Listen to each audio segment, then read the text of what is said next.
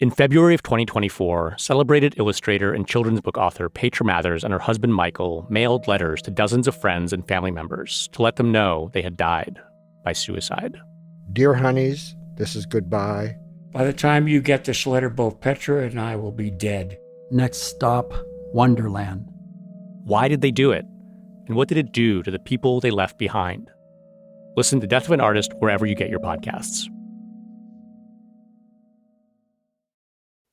It fits almost like a perfect puzzle piece as something that surrealists would be interested in, who were very interested in things like the subconscious mind, dreams. And through that avenue of exploration, you end up with people like you say, Andre Breton, Max Ernst, as well as Remedios Varo. I'm Margaret Carrigan, and this is The Art Angle, a podcast by Artnet News.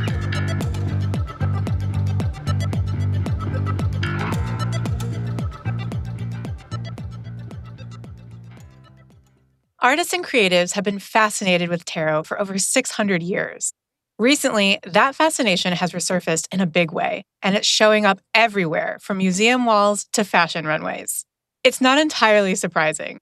As a sweeping universal narrative language small enough to fit in your pocket, tarot's archetypal imagery is built for rediscovery and reinterpretation. Once a medieval royal court game, tarot drifted into the realms of the occult, especially in the 18th and 19th centuries. But in the 21st century, it's entered the pop culture zeitgeist. It's now accessible, affordable, and can offer you insight into the past, present, and future. But most importantly, yourself. Artists have long mined the cards for spiritual and creative inspiration and have contributed to the card's enduring relevance. Pamela Coleman Smith designed the deck that's still the industry standard back in 1909, though her name was buried for decades under the man who commissioned it. Artists like Leonora Carrington painted a hauntingly surreal Major Arcana in 1955, and Salvador Dali spent decades on his own gilded cinematic deck, finishing it in the early 1970s after an abandoned James Bond commission first got him hooked on it. Now dozens of artists and designers are dabbling with the potent imagery that combines everything from art history, numerology, astrology, psychology, and other just pure artistic forms like color and gesture. And that's the real magic of tarot. It's an art form that is built around the plurality of meaning and the staying power of images. A show at the Morgan Library and Museum in New York explores tarot in depth, and my colleague Annikka Olsen, Artnet's galleries editor, recently covered the exhibition. She's here with me to talk tarot in all its many forms. Hi, Annikka. Thanks for joining me on The Art Angle. Thanks for having me, Maggie. This show at the Morgan has really got a lot of people talking, and I think it's really kind of hit this moment of like tarot really growing in this cultural imaginary right now. But maybe we should just start really quickly with what the tarot is for people that might be unfamiliar. So in sum, the tarot is just a deck of 78 illustrated cards, and those are split into the Major Arcana, which is 22 cards representing kind of like archetypal life themes like death and the Tower, the Wheel of Fortune, the Fool, the Hangman, all of these kind of personalities that kind of have like a greater significance for, almost like fatalistic impact. And then there's the Minor Arcana, which is 56 cards that I think will be really recognizable to a lot of people because those are divided into 4 suits, just really similar to the standard playing deck that we know and love today. And those include Pentacles, Wands, Swords, and Cups. And all of those suits have like a specific kind of affiliation as well. I think what's really interesting about the Morgan exhibition is that it really dives into like the origins of tarot. So maybe, Annikka, could you tell me a little bit about what you learned and saw when you were at the show? What's really interesting about playing cards is today they're very everyday. You think of them sort of having been around since forever, but in the early part of the 14th century, these were new inventions. There's evidence of cards that had been in China, in Persia, and particularly Egypt, but we don't really see playing cards or what we would identify as playing cards in Europe until the 1300s. They first appeared in Spain. There's some decks that were found in Bern. And one of the oldest and most complete decks, particularly of the tarot cards, is one of the crown jewels of the Morgan Library's collection, and it's the Visconti Sforza tarot deck. J.P. Morgan himself purchased this in 1911. It was produced around the 1450s. From this era, from the 14th century, there's only evidence of about 15 decks. Some of these decks are only comprised of one card that continues to exist. The Visconti Sforza deck in particular is so remarkable because 74 of the 78 cards still remain. That's incredible. Yeah, it's very incredible. And the Morgan has the majority of them, and then the rest are in an institution in Italy. So the show at the Morgan was really spectacular because it reunited all of these cards from this deck for the first time in North America. That's really interesting. I mean, what did the show kind of reveal about why they were created and who were they being used by? So these were still very much something of the courts, of royal households, of the affluent people. These weren't everyday common people objects. And these cards are really significant, particularly from an art historical standpoint, because these were made by the same artist studios and artist workshops who were at the time also making things that we would recognize as early Renaissance fine art. Panel paintings, illuminated manuscripts, altar pieces, and sculptures. So these courts and these courtiers had to sort of make whatever they wanted. So they came to know of this card things and wanted cards. So these cards, again, not like today where they might just be sort of throwaway pieces. Each one of these cards is just a miniature work of art with the same exacting standards that you would expect of any other type of cultural production of the time. And it's really interesting because despite obviously a playing card's very small, right? Maybe a little bit bigger there, it sort of synthesizes Renaissance, especially Italian Renaissance artistic ingenuity. Another thing that we take for granted today are things like cardstock that wasn't invented until centuries later. So these workshops had to figure out, how do we make paper a little bit more durable? So that we can execute these minute illustrations, but also because people are using them, right? So there's records of a card getting torn or damaged. There's records of courtiers making a request for them to be replaced or updated or changed, or one gets lost. And each one of these is like a very minute work of art. There's also like the invention of various varnishes just to like make sure that A, they're durable, but B, as beautiful as they can be. Yeah, I never really thought about kind of like the technology that goes into making some of these cards. And I think that is such a great point because obviously the reason they've become so ubiquitous today is because they've become mass produced in this way. So Right, like exactly. these would have been such special objects back then. How exactly was the game played? If they weren't being used for like divination in the same way, like what was the game that these courtiers were playing? Yeah, so it was the game of triumph. Did not have any sort of mystical connection at the time. And I have to put in a little shout out here to Joshua O'Driscoll and Frank Trujillo of the Morgan, who sort of walked me through this, because today we obviously associate it with mystical readings and tapping into the unknown. But they really made a point that while courtiers there and of the time in that society were still very interested in things like astrology and seeing to the future, this was very much a game, and it sort of reflected the cultural norms of the time. So games, say like dice, were associated with bar rooms and drunkenness and chance, which could be associated with things very sinful, whereas the game of triumph was associated more with games of skill and intellect. So it was in the realm of things like, say, chess. And particularly if you think of like women of the court who needed to maintain a certain type of reputation, this fit perfectly. It was something that they could do and play that didn't have any sort of negative connotations because it was something of the mind and suitable to their stature. As far as the exact rules of the game, they are spelled out. I don't know the nuances of the exact game, but it is similar to today where, like you were talking, the Arcana then would have been considered trump cards. Yeah, that makes sense. So when did this divination aspect actually enter the vocab around tarot, and how did it kind of get reinterpreted in that way?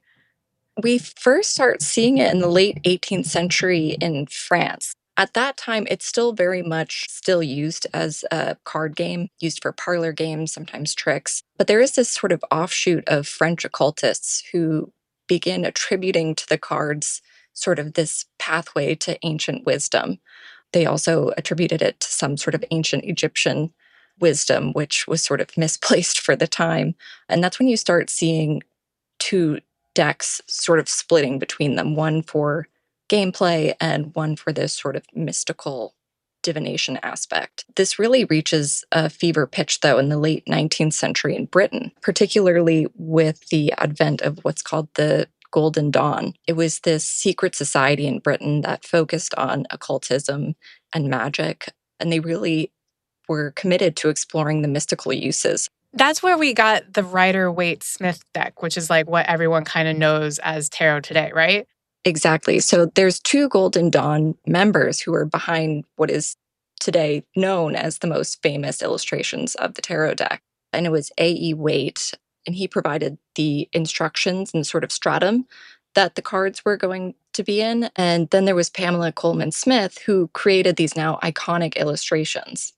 I think she's such an interesting figure. I mean, she could be the subject of her own podcast at this point. As I mentioned in the beginning, like she was really left out of that whole history of the deck until really the last several decades. She was also just like an incredible artist in her own right and an illustrator working at a time when very gamefully when women didn't have access to that kind of work, which I think is so interesting. So for those listening, if you want like a whole rabbit hole to go down to, Google Pamela Coleman Smith. So the imagery that they used for the Rider-Waite-Smith deck, is it pretty close to what the original gameplay decks looked like, or did they kind of reinvent some of this for a more modern audience?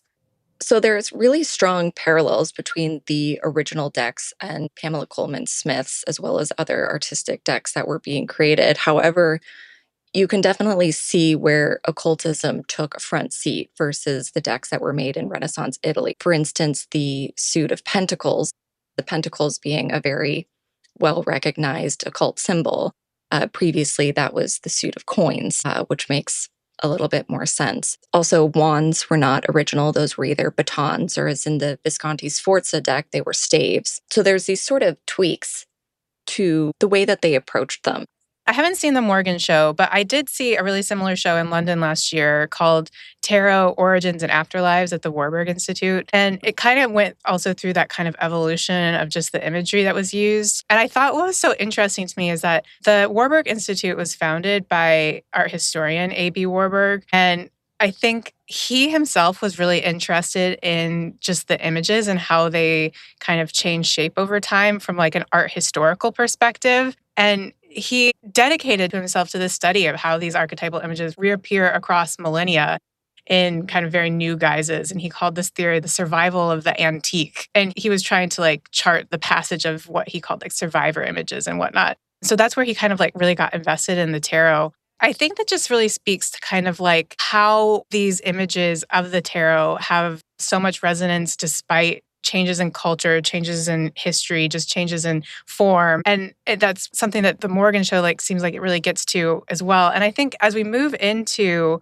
the 20th century, we see more and more artists like very deliberately experimenting with this imagery as well, right? Was there a lot of that on view in the Morgan? Yeah, so the Morgan show is comprised of two separate shows, which was a really fun opportunity because the first half was dedicated to tarot in the Renaissance, its origins. And then the second half is really dedicated to the modern and contemporary use of it. Speaking to your point, it's really interesting when you look at tarot, the symbolism, the recognizable images.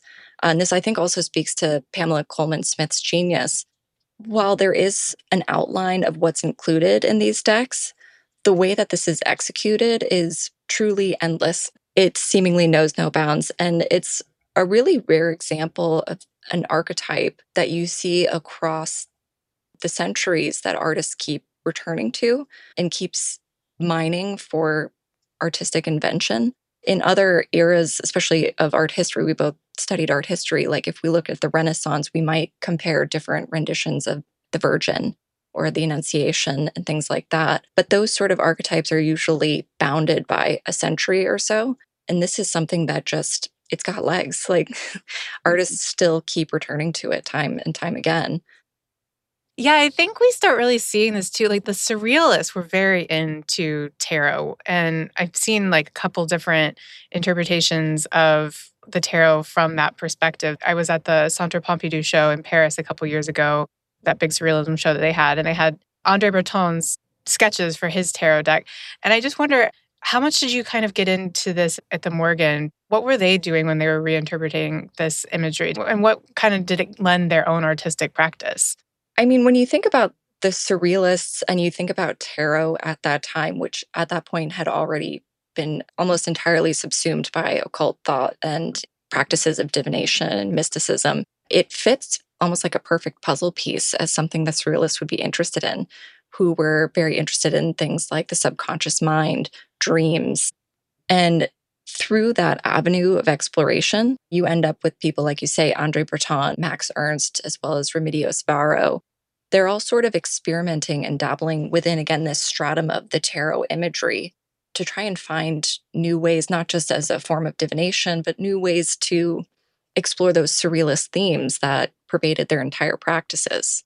Yeah, and I think this is why so many artists, this is like my personal working theory, but like why so many artists return to something like tarot is that it's just like endlessly generative in that way, is that there's so much history, there's so many different avenues to explore in it. There's so much like richness in the imagery as well, like just so many pieces from different times it's kind of built into it.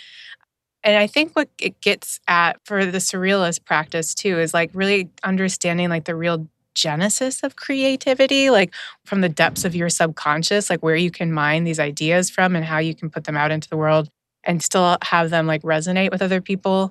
We should caveat this conversation by saying like we are talking about like tarot in the most like Western sense. Like it's very Western centric decks that we're looking at and how it kind of embeds itself in your psyche and how those figures and those kind of like totemic references become so important for creative expression in some capacity. Yeah, it seemingly, especially starting with the surrealist, is a very potent starting point. And I think that's what artists find so intriguing about it, is because it's a place to start, but where you go and how you end up, it's really an open field of creativity and exploration.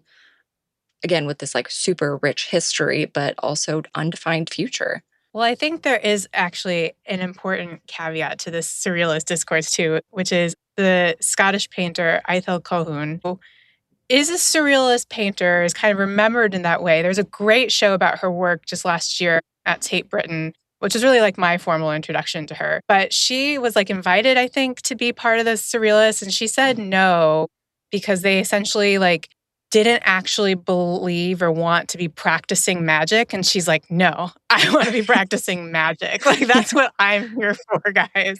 But she kind of really pushed tarot beyond that iconographic moment. And I think, was it the first truly abstract deck that was made? Or I'm not sure. Do you remember offhand? Yeah, I believe it's the first and potentially only totally abstract deck. There's no figuration. Which really does change the purview of tarot, but I think gets at the kernel of truth in it, which is like really what can you take from it in your mind's eye, I guess. Yes. You can almost sense that even though she deviated from like the surrealist roots there, like she was sort of tapping into her own intuition to create these totally abstract cards. And the period that she made these in the 1970s, is a sort of another wave after the surrealists of artists who become really interested in tarot. And this lines up with New Age thinking, Age of Aquarius, if you will. Mm-hmm. Aren't we in an age of Aquarius now? Didn't we re-enter one? I think we may have. We'll have to. Yeah, here we are. Yeah. Here we are again. That would line up, seeing as that we're seeing a new proliferation of tarot again. You're so right. Yeah. I mean, it's all Gotta coming keep full an circle now. eye out for it all. So yeah, and then in the first New Age, though, we see like Betty Sayer, Bea Nettles. Bea Nettles makes the first photographic tarot deck, which I actually think is really surprising. It was the first of the time. I didn't know that. That's very cool.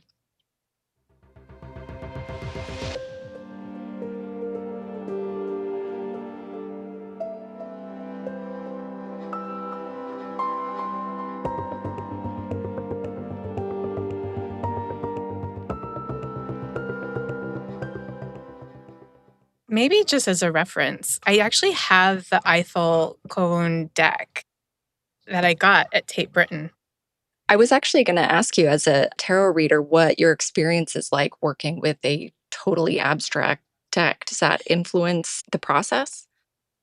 Well, that's such a great question. I think I should first start by caveating this and saying that, like, yes, I read tarot, but I am a very amateur tarot reader. Like, I don't do this professionally. I do this for fun. I do this as my own kind of like creative process, ways to like tapping into things that maybe I'm not accessing fully because, you get trapped in your mind or being logical or things like that. Or if you have feelings you're trying to process, you don't understand, which I think kind of speaks to where tarot is trending now in the popular imagination is like it's not as divinatory anymore. It's more about self-reflection, like really unearthing your own feelings and emotions, understanding who you are, understanding where you fit in the world, like reflecting on decisions you want to make. For some people, it's lost some of that occult flavor, but for others, that occult flavor is strong. I would say I'm somewhere in between. Nice middle ground. Yeah, exactly. I would say as like a tarot reader, I have never actually been able to read Eiffel's tarot, but I do find them really, really beautiful. Let me find like a good one with lots of colors. So I don't know if you can see this. It's essentially just splotches of color that kind of run together. You can tell it was like some of the paint was wet when she was putting it on the canvas with like the underpainting was still wet and it's bleeding in. Mhm. And it feels very like ambiguous and it's almost like a Rorschach. How do you say that? Rorschach test. Yeah, and you can really see outside of tarot, like she's integrating things like which of the time would have been appropriate, abstract expressionism, color field painting. So it's sort of both the formal aspects of art making as well as formal aspects of tarot coming together in one piece. Yeah, 100%. And I think it's also interesting because I doubt you can see it on these cards I'm holding up, but like this one is just like blue and black and indigo swirls. Like indigo is like radiating from the center into this black mass with like blue on the edges. It almost looks like moon phases in the middle, but it's not that specific. Like it's just dots, but you could potentially interpret it as Yeah, moons. that might work in the divination. You sort of like the Yeah, feeling exactly. and impression. But there's also notes. She made all these notes about what these are for her. So this one is called the Princess of Discs, which is like not actually a figure in the tarot specifically, but you can see how it maybe relate to the Queen of Pentacles or something like that, which would be the more traditional version. And then she also has these notes at the bottom too that's like, the Princess of the Echoing Hills, the Rose of the Palace of Earth. I don't know what any of that means, but like it's very like evocative terms. So I guess if you're reading the deck, there's like still other ways to access it besides just staring in the colors. But like I guess you would be looking at how the colors affect you and what that's telling you. And then there's like these annotations about how she's reading it personally and what these like colors feel like for her. I think that really speaks to the idea of tarot being truly a starting point, not necessarily a guide or a roadmap. Because for this deck, obviously, she started there and just carved her own path, her own interpretation, both conceptually and visually. Yeah, definitely. I think so many artists have done this throughout the 20th century, too. I mean, one major one is obviously the filmmaker Alejandro Jodorowsky, who made the whole tarot film. Like he practices tarot still in Paris and things like that. He's like the de facto like tarot, I don't know, like the go-to tarot guy right now in some ways. And then Nikki Descent-Falls, she also was really into tarot in her lifetime. And she built an entire tarot garden in Italy. I don't know if you've been, Annikka. This is like on my pilgrimage list. Yeah, it's been on my list for a while now. We should make it happen. Totally. She started working on it in the 1970s and she didn't complete it until like the late 1990s and opened it to the public. And you can still go there today. It's taking a lot of, I think, refurbishment over the last few years. Like not all of this stuff is the most durable, but the garden's made up of like 22 monumental sculptures, one for each card of the major arcana. And they're like built from concrete and steel and covered in this mirrored glass. And they're like these really like, very curvaceous forms, which is very much in keeping with her artistic style as well. And then she built one, it was the Empress, which is like one of the big major arcana figures. Very appropriately, she built it as like a sphinx-like structure. And she lived in there for a long time while she was actually building the tarot garden. So it's like, has this very like personal aspect for her. Yeah, and one thing I have to say too, back to the show at the Morgan, in the modern contemporary half of it, which was organized by Claire Gilman, in keeping with this ongoing momentum, this ongoing tradition among artists to take up the tarot as a starting point, they actually commissioned a new work by a British artist, Chris O'Feely, who came up with his whole own new world of interpretation for tarot. And he incorporated a lot of the scene's colors and themes of Carnival. Mm. And his deck really taps into the Trinidadian Carnival mythology and iconography. And these works were so vibrant and at the same time stark. He used a lot of black and white contrasts, a lot of movement. You had made that caveat earlier that a lot of this is Western focused. He really incorporates this new element and sort of makes it more in line with his cultural tradition. I love seeing how contemporary artists are continuing to like reinvent the tarot today. And I would say, I don't know, it might be just bias on my part because it's what I'm interested in, but I do think there's a lot of like, obviously reinvention of these figures for specific identities. There's like a lot of like queering of the tarot. There are a lot of queer artists that are reinterpreting like, you know, the binary norms of like the lovers card and stuff like that, which I think is great. There is an artist that I was introduced to at the Warburg show last year named Suzanne Treister, and she's like a pioneering digital artist. And she's been working with tarot iconography for decades at this point as part of her practice. And she makes like a very issues-based deck. I think it's called like the Hexen Tarot. And it's about surveillance and global warming and climate change. She started this like way before those were all topics of discourse today. So like when I was looking at these images that she had made, it felt very of the moment. And I think she's just actually released an updated version of the deck in the last year that actually like now more incorporates like AI and things like that. She just had a really big survey at Modern Art Oxford that like positions tarot and these kinds of images she was creating as part of her like wider paradisciplinary practice that kind of runs between everything like, you know, cybernetics and all these things. Artists are bringing in, you know, their own experiences and their own histories and their own understandings of the world in this way that I think becomes more familiar to people because of the language of tarot. I think it harkens back to what we saw artists doing in the 1970s. They're doing again now, which is really looking at the world around us and adapting it to fit what's happening now and making it more applicable through creative and artistic means. Absolutely. I think there's like a great political movement behind a lot of tarot card designers at this point. And there was one specific designer that I was really interested in getting some tarot cards from back during the pandemic. I still think they hold up. They're so interesting. It was a limited run of just 5 cards that she did during the pandemic. Her name was Crystal Banner. Her name is Crystal Banner. You could insert them in place of the traditional arcana cards in your deck if you wanted to be reading from like in this particularly like fraught moment of the pandemic and like trying to understand what was going on in the world around you. But I think the most COVID one is the Hermit card, which is about being a hermit or kind of like retreating. And it's just a mask, if you can see that. Yeah.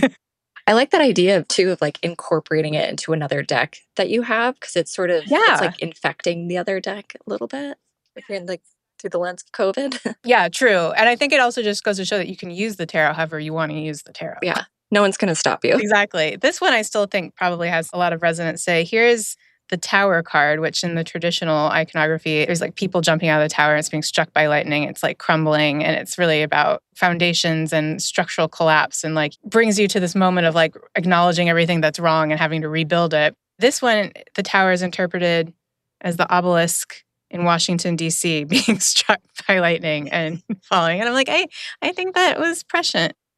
Just to hop back for a second, back to the Renaissance, it was so interesting. Josh and Frank mentioned this, is that the Tower card, along with the Devil card, which was one of the original ones, are some of the ones that cannot be found from the period because they were often destroyed for being considered harbingers of ill fortune or symbols of sin and bad omens. That makes sense, but they are some of the coolest cards in the deck, in my opinion. Yeah. I've been interested in how a lot of art spaces are also just adopting tarot in terms of just like bringing people in too, because there's so many people interested in it right now. And one such was the current show here in London at Saatchi Gallery, which is called The Sun and the Moon. And they have a public program that's based around tarot, which I think is a really great way to kind of bring people in and make them excited about some of the imagery that they're seeing on the walls, even if it doesn't all relate to tarot specifically. In New York, of course, there's the Morgan exhibition, but there was also recently an exhibition at the Space, apologies if I'm mispronouncing, called The Shape of Dreams, which is a really significant show of work by Lenora Carrington, sculptures, and Carrington also has work in the Morgan show. She engaged deeply with the symbology and the imagery of tarot in her painting and in her sculpture work. And in this gallery show, they actually created a tarot reading booth where you could get your tarot read using AI, so cool. which is a bit uncanny. Yeah, I mean, I feel like if we talk about how tarot can be endlessly reinterpreted, it only makes sense that we would now be using AI to do that. Yeah, it makes me wonder, though, because tarot seems like a deeply human thing, if that might or should just be an us thing. That's the great question about AI right now. Yeah, I think. it really gets to the heart of the matter. Yeah, I would say that if you're using AI for tarot, just be wary. It's just reproducing what it finds online about it. Exactly. It doesn't have that heart and soul behind it. And to Eiffel Colquhoun's point, like, it doesn't even have to be an image. It could just be a feeling. It could be a color. Yeah. And I don't think that AI will understand that. And as I understand, you're going to pull some cards for us. Well, I was going to see if you were interested. Yeah. Just so that we can demonstrate how this whole game works these days.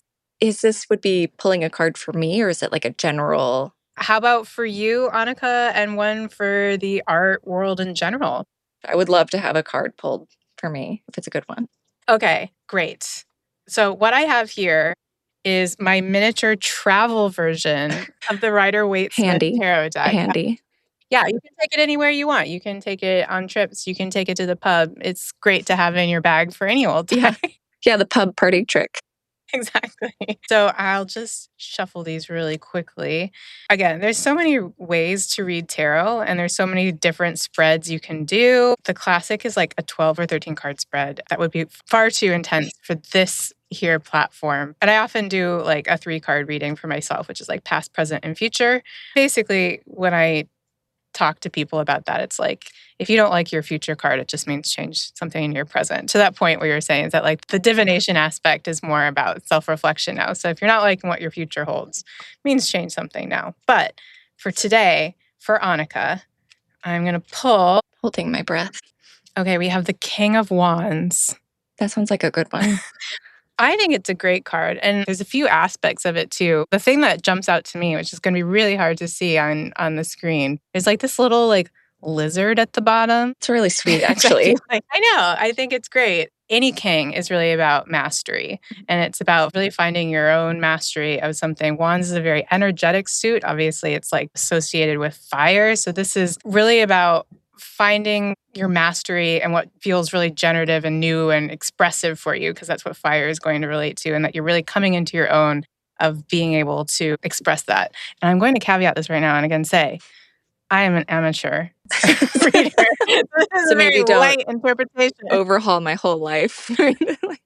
Don't overhaul your whole life, but it sounds like you've already done the hard work if you're pulling a King of Wands, and that you're at a stage in your life where you are also being lauded and sought after for your expertise on these kind of matters. There's also specific readers that would maybe suggest that kings or other royal cards can sometimes represent people in your life too. Okay. So potentially the king could be someone in your life, kind of maybe a leader or someone you're looking to for that kind of fiery mastery there. I think like with artists, it's a good starting point to start thinking and reflecting, like you say. It's not maybe Totally prescriptive. Yeah, not prescriptive. There's plenty of resources out there that will tell you variations on a theme about it. But again, at the end of the day, it matters what your association with that card is. When I've been doing tarot for myself, I do a lot of journaling around these cards. So if I start seeing a card regularly, then that card becomes associated with something specific for me. And I think that can be really helpful in a creative process where you can kind of look back and see like, oh, when did that card come up for me before? Or like, what did that mean then? And then you kind of have an understanding of how to build on it. Finding that personal resonance versus just what the book says it's about. Exactly. One more card. Yeah. What is a question that we maybe wanted to ask about the art world in general? Maybe what's next? Is that too broad? What's next in what capacity? I guess maybe if we were thinking about AI and how it's affecting artists and creativity, That's very pertinent. what does that look like? Yeah. If we're already talking about how it's affecting tarot. Yeah, the overlaps are already revealing themselves. Totally. Okay. I'm sorry, I'm shuffling a lot. I'm trying to. No, yeah, take your time. We want it to be right. All right. And the card we have for what's next for the art world in light of AI is, I think it's actually quite apt. It's Temperance. I'm not familiar with tarot, and I can already say, like, that seems apropos.